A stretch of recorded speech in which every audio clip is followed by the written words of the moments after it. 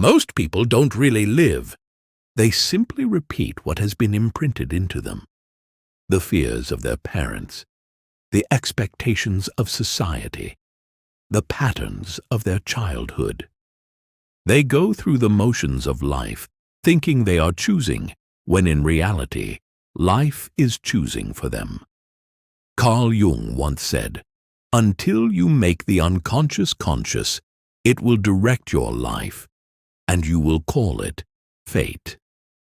This idea isn't just poetic, it's terrifyingly true. Because what Jung meant is that the life we are living today is often not truly ours. It's a projection of our unresolved wounds, our unlived desires, our forgotten potential. To choose the life you want means to wake up. It means to stop running on autopilot, to stop blaming circumstances, and to start asking the hardest question of all. What do I truly want? And what inside me is preventing me from choosing it? Jung saw human life as a great process of individuation, the journey toward becoming who we truly are beneath all the layers of conditioning. But individuation isn't a comfortable process. It's not about becoming happy all the time. It's about becoming whole. And wholeness demands that we face what we've rejected in ourselves, our shadows, our fears, our unfulfilled longings. When we avoid this inner confrontation, we begin to live someone else's story. We take a job that looks safe, but kills our spirit. We stay in relationships that match our wounds rather than our soul. We hide behind roles, parent, partner, professional, and forget that we were born as something far greater, a unique expression of consciousness itself. Choosing the life you want isn't about forcing success or control. Jung would never have seen it as a self-help cliché. It's not about manifesting your dream lifestyle. It's about aligning your outer life with your inner truth. And that truth cannot be reached through the ego alone.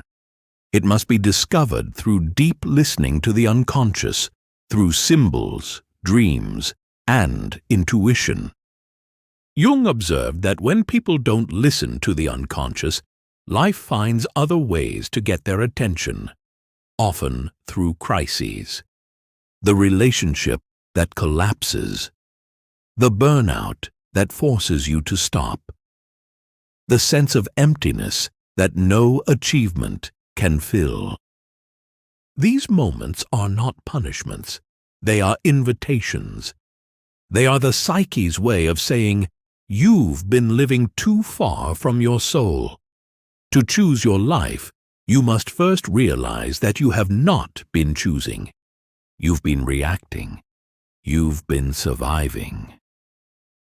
You've been repeating what you learned in order to be loved and accepted. And that's okay. That was necessary. But it's not enough anymore. The moment you start asking, what would it mean to truly live? That's when the unconscious begins to shift. That's when the inner symbols start to move. Dreams change, synchronicities appear, and life begins to rearrange itself around your new awareness. Choosing the life you want begins with one simple act, becoming honest with yourself. Honest about what you feel. Honest about what you long for. Honest about what you're still afraid to let go of.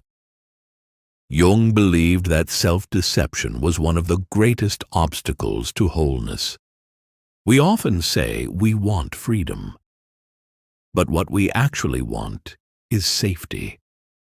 We say we want love, but what we seek is control.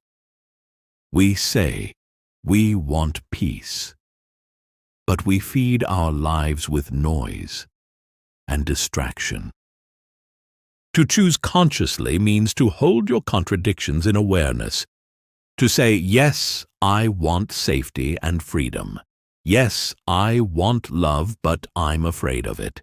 Yes, I want to change, but I cling to what I know. That paradox, Jung would say, is the birthplace of transformation. You can't create a new life from the same level of consciousness that built the old one. You must enter the unknown, the symbolic darkness that Jung called the shadow, where all the rejected parts of you are waiting to be integrated. Every time you face something uncomfortable within yourself, you gain back a piece of your freedom. Every time you make a choice aligned with your deeper truth, even if it scares you, you move closer to the life that is truly yours. Jung said that the greatest privilege of a lifetime is to become who you truly are. And that process always begins when you stop living the life others expect of you and start listening to the quiet voice inside, the one that has been whispering all along. There's more for you. You were meant for more than this. Choosing the life you want doesn't start with changing your job, ending your relationship, or moving to a new city. It starts with something far deeper. The willingness to meet yourself exactly where you are. Jung believed that most of our suffering comes from living against our own nature. We try to become what the world rewards, not what the soul desires. We strive for perfection instead of authenticity. We choose what is expected instead of what feels alive. So the first step is awareness, not analysis, not fixing, just seeing. Take one ordinary day of your life and observe yourself as if you were a curious witness. Notice how often your choices come from fear. Fear of disapproval, fear of rejection, fear of failure. Notice the moments when your body contracts, when you silence your truth, when you say yes while your whole being screams no. That awareness alone begins to dissolve the old pattern. Jung saw the psyche as self-regulating, like the body. It knows how to heal, but we interfere. When you observe without judgment, your unconscious begins to cooperate. It starts showing you what wants to change. Dreams become more vivid. Symbols appear in daily life. You begin to see the subtle language of the soul, what Jung called synchronicity, meaningful coincidences that guide you toward your true path. Let's say you've been feeling restless in your career. You tell yourself it's fine, you have stability, you have success, but then you keep seeing signs. A book falls open on the same page about purpose. A stranger mentions the exact idea you've been secretly thinking about. A dream shows you standing at a crossroads. The rational mind says it's just coincidence. But the deeper mind, the unconscious, is speaking. Jung would tell you, pay attention. Life is not random when you begin to live symbolically. Every symptom, every frustration, every longing, it's all trying to bring something into consciousness. When you ignore it, you feel stuck. When you listen, you begin to move. The second step is courage, because once you start to awaken, life will test you. Opportunities will appear that invite you to choose differently, but they'll come with risk. Jung said that there is no coming to consciousness without pain. That doesn't mean life must be tragic. It means awakening requires the death of illusions. The illusion that you can please everyone. The illusion that safety comes from control. The illusion that your worth depends on what you do, not who you are. To choose consciously means to disappoint people, sometimes deeply. It means you might lose roles, relationships, identities that no longer fit the truth of who you're becoming. But every time you choose truth over approval, you strengthen the self, the center of your inner wholeness. You begin to realize you were never meant to fit in. You were meant to become real. The third step is dialogue, a relationship with your unconscious. This is where Jung's method of active imagination becomes a living practice. You don't have to be a therapist or an artist to do this. Sit in silence, close your eyes, and visualize an inner space, a landscape, a room, a forest. Allow an image, a figure, a symbol to arise spontaneously. It might be a child, a stranger, an animal, a wise guide. Ask it, what do you want to show me? What part of me do you represent? The unconscious speaks in symbols, not in logic. Maybe you see a locked door. That could symbolize a blocked potential. Maybe you meet an angry figure. That might represent repressed strength. The point is not to interpret too quickly, but to build a relationship. Over time, this practice gives you access to inner guidance that the ego could never create. You'll begin to feel what Jung called the wisdom of the self, a larger intelligence that organizes life toward balance and meaning.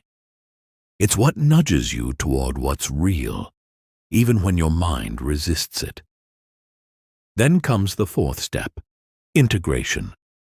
Insight means nothing without action. Choosing the life you want requires daily practice, small, grounded acts that align with your truth. Ask yourself simple but radical questions. What choice today would make me feel more alive? Not just more comfortable? Where am I saying yes when I mean no? What would it look like to honor my energy instead of betraying it? Every authentic choice, no matter how small, rewires your psyche. You stop waiting for permission. You stop living reactively. You begin to feel an inner solidity, a sense that your life is finally yours. But beware, the ego loves to hijack this process. It wants progress, validation, success. But the soul only wants truth. Sometimes the most powerful choice is not to push harder, but to surrender. If you've been forcing things that no longer flow, the job that drains you, the relationship that feels heavy, Jung would invite you to step back and ask, what part of me is afraid to let go? Because often, the life you want can't come in until the life you've outgrown has been released. We don't lose by letting go. We lose by holding on to what no longer carries life. And then, almost mysteriously, something begins to shift. You start to feel a sense of alignment. Synchronicities increase. The right people appear. You no longer chase life. Life begins to meet you halfway. This is the point Jung referred to as living symbolically, when your outer choices reflect inner truth, and your life itself becomes a dialogue with the unconscious. You begin to sense that the world around you is alive, that your psyche and life are intertwined, co-creating meaning. It's no longer about controlling outcomes, but about participating consciously in the mystery. That's what it means to choose the life you want. It's not about shaping life to your desires. It's about shaping yourself to meet life consciously. There comes a moment in every soul's journey when pretending no longer works. You wake up one morning and realize that something inside you has outgrown the life you're living. The conversations, the routines, even your own thoughts, they no longer fit. It's not that life has become wrong. It's that you've changed, silently, beneath the surface. And the self, that deeper organizing center of your being, begins to pull you toward something new. Most people ignore that pull. They call it restlessness, midlife crisis, confusion. But Jung saw it as sacred. He said that what we call a crisis is often the soul trying to bring us back to our path. The truth is, your destiny doesn't wait for perfect timing. It waits for your participation. It waits for you to say, I'm ready to live consciously now.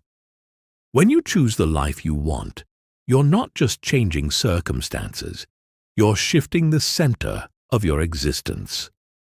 You stop living from ego and start living from essence.